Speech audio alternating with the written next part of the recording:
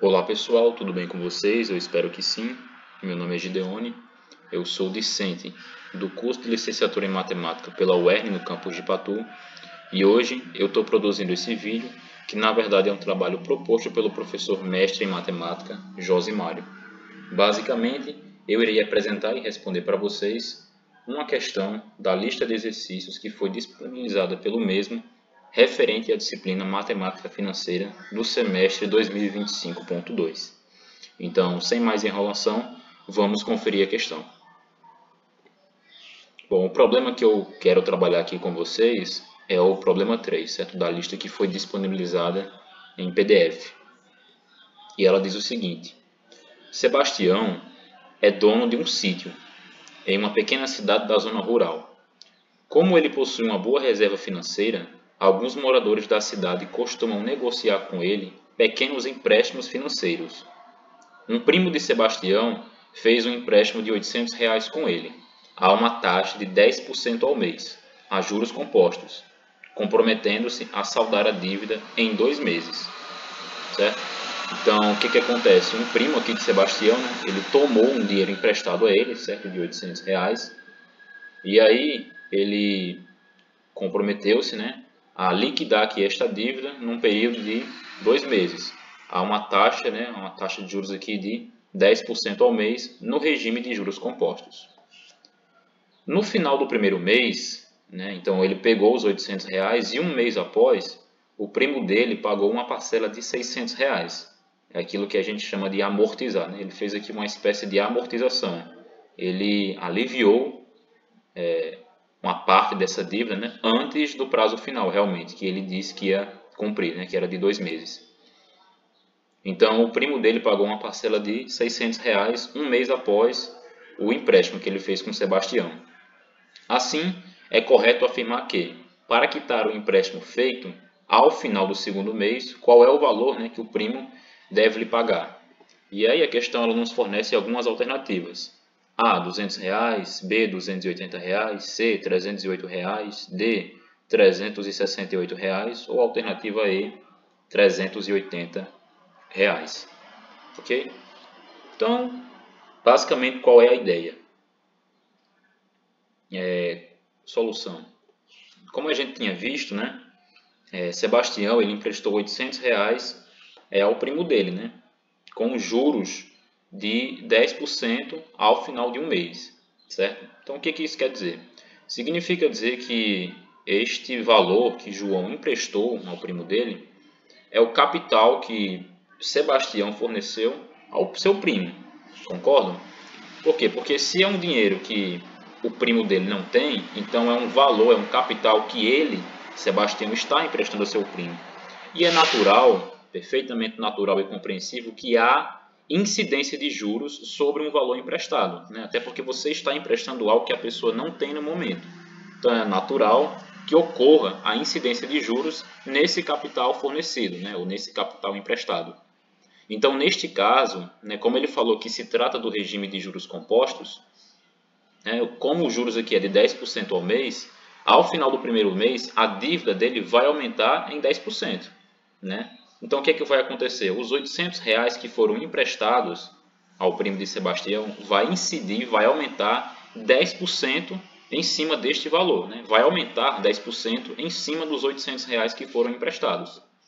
Né? E daí a gente pode utilizar a fórmula do montante, certo? Presente nos juros compostos, para saber qual é o valor total, né, do montante que o primo de João terá. Né? Você tem a fórmula aqui do montante, que é igual ao capital, né, que foi aplicado, ou capital que foi emprestado, multiplicado por 1 mais a taxa de juros, elevado a n, né, que é a quantidade de tempo, né, que são os períodos.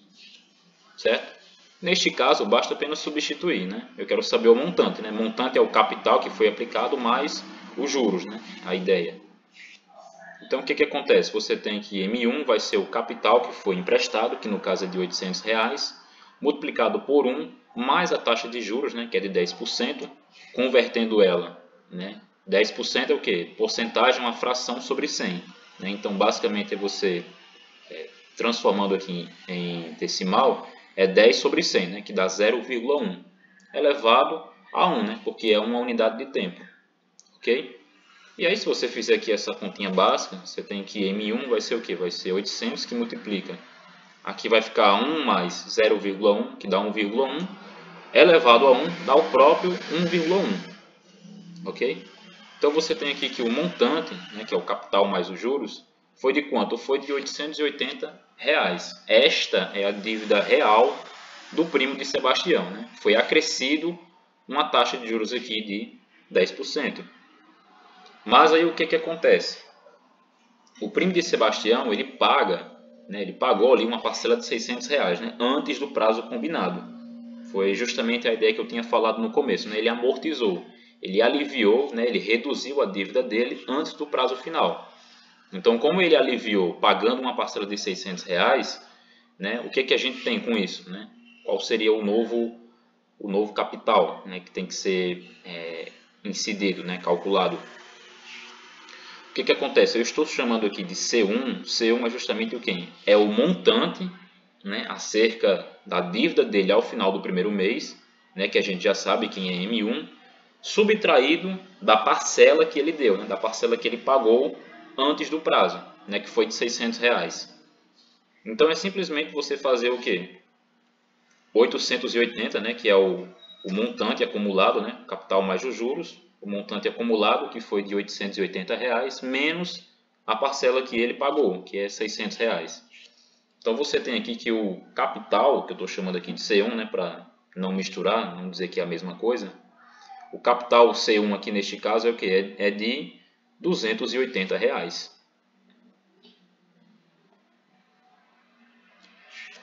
E agora, né, como o novo capital aqui é de R$ 200 e ele fica mais um mês, né, com a mesma taxa de juros, né, a taxa de juros sempre é a mesma, né, foi um acordo estabelecido entre Sebastião e o primo dele.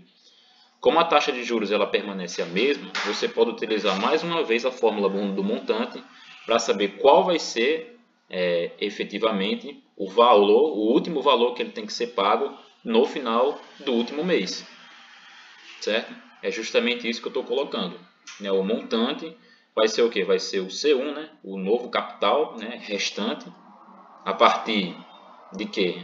Foi justamente do montante inicial que a gente tinha encontrado, o M1, menos o valor do abatimento que ele deu, né, que foi de R$ 600, que a gente já calculou, né? Então M2, né, aplicando aqui na fórmula do montante, é M2 igual ao capital C1 multiplicado por 1 mais I, né, taxa de juros, elevado a N, né? Então o que acontece? Você tem que o montante, né, o M2 é o que? Vai ser o capital C1, que a gente encontrou, que é de R$ 280, multiplicado por 1 mais a taxa de juros, né? Sempre é a mesma, que é de 280 vezes 1 mais 0,1 elevado a 1 unidade de tempo, até porque é o último mês, certo? Elevado a 1. E aí, se você fizer essas continhas básicas, você tem que M2 é quem? É 280 multiplicado por 1 mais 0,1 dá 1,1, elevado a 1 dá o próprio 1,1. Então, você tem finalmente que o quê? Que o M2 vai ser justamente quem? Vai ser justamente R$ 308. Então, o valor que o primo de Sebastião precisa pagar ele é de R$ 308. Então, qual foi a ideia, né, para a gente solucionar isso aqui? A dívida ela cresce 10%, né, cada mês. E o primo paga uma parte desta dívida, né? E aí o que sobra continua crescendo mais 10% ao mês. E o que der no final é o que ele deve pagar. E a ideia de usar juros compostos ela é presente, né? E realmente ela é válida. Por que ela é válida? Porque se vocês observarem, a cada mês os juros são aplicados sobre o valor atualizado da dívida, né? E não sobre o valor inicial. Porque se fosse um regime de juros simples, bastaria apenas a gente calcular sempre 10% de 800, né? O que daria resultados consideravelmente diferentes e menores. Mas nesse caso, como a questão deixou clara que é no regime de juros compostos, o valor, né, ele cresce sobre aquilo que já cresceu, né? Popularmente a gente chama de que os juros compostos, né, é juros sobre juros, né, que é o que está ocorrendo neste caso.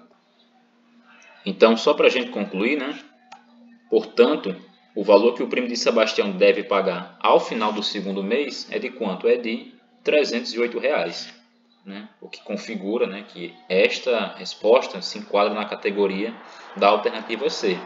certo? Essa aqui foi uma ideia. Uma outra ideia que você também poderia trabalhar seria justamente fazer a ideia de esquema de pagamento, certo? Se você fizesse um esquema de pagamento, você também poderia encontrar o mesmo valor, ok? Então, esse foi o vídeo, né, respondendo o problema 3, fornecido pela lista de exercícios, e eu espero que vocês tenham gostado. Até a próxima. Valeu!